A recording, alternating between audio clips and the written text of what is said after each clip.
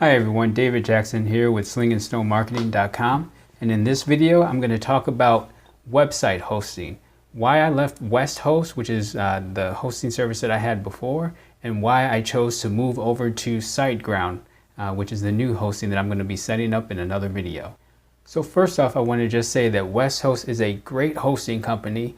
They were the first hosting company that I put my website up on back in 2013 when I started my consulting business.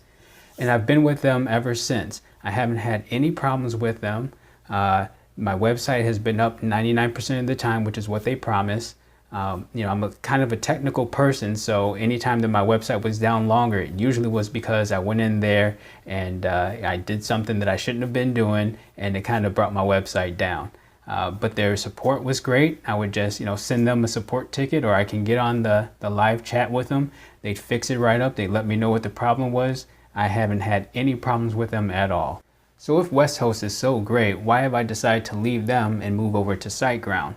Well, I've known about SiteGround for a while. Actually, it was probably a year or two after I had signed up and been with WestHost that I came across SiteGround, and they've always kind of been in the background. I've kept my eye on them, and I've watched them grow as a company. And I decided that if I ever chose to leave WestHost, that SiteGround would be the hosting company that I would go with.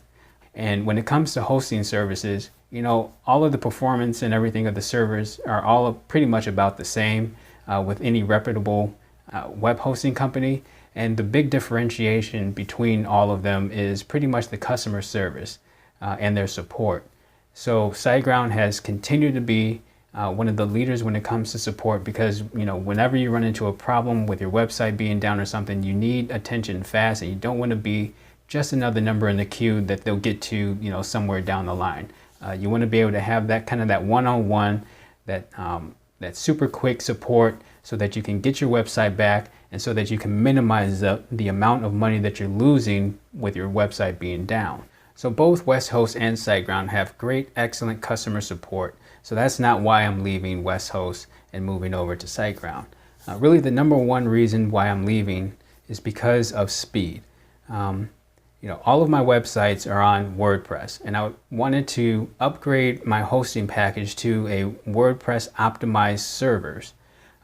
Both WestHost and SiteGround have WordPress optimized servers, but the difference between the two, even though the performance and everything is the same, and their pricing is about the same per month, SiteGround is just a little bit more, but that was okay, because the big difference was that with SiteGround, I can put all of my current websites onto their one hosting package, whereas with WestHost, I can only put one website on each WordPress hosting package.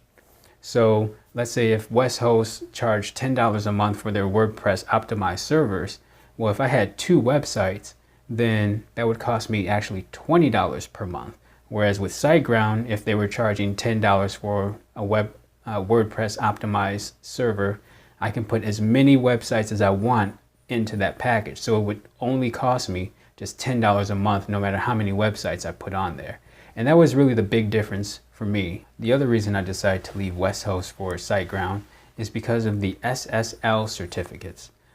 With SiteGround, you can get free SSL certificates for each of your domains that you have on their hosting package. These are basically certificates that create a secure connection between your computer and the website that you're visiting. The search engines, they want there to be a 100% secured internet, where all websites have a secured internet connection, so that the users will go from their platform to a website, and then they don't have to worry about their users putting in information that can later on be compromised because it's an unsecured connection. So since I'll only be collecting names and email addresses to build an email list, I only need like the very basic SSL certificate. Now WestHost charges about $30 to $35 per year, and that's per domain name that you want to secure. And that doesn't include any subdomains. So if you have www.yourdomainname.com, and then you have something else called store.yourdomainname.com, you would need to buy an SSL certificate for both those domain names. which can get pretty pricey if you have multiple websites or if you have multiple subdomains within one top-level domain. So if you're looking for an alternative to the web hosting that you have right now, or if you're looking to get started by putting your business out on the internet, I suggest giving SiteGround a look. I'll put a link in the description below. You can check out their website, check out their features, and see how it compares to the hosting that you have now. In a later video, I'm going to go through the process of actually purchasing hosting from SiteGround and getting a website up and running by the end of the video. I'm going to take you step by step through it, so be looking out for that. I hope this video has been helpful for you. If it has, leave me a comment below or give me a thumbs up and let me know that you enjoy this and that you want to see more videos like this. If you want to follow me in my 90-day challenge, where I'm posting a video every day for 90 days straight, and during that process I'm going to be doing a live case study where I'm starting from scratch, building a website from scratch, and starting to build an audience via YouTube, go ahead and hit the subscribe button and make sure that you turn the notifications on so that you don't miss a video. Thank you and have a nice day.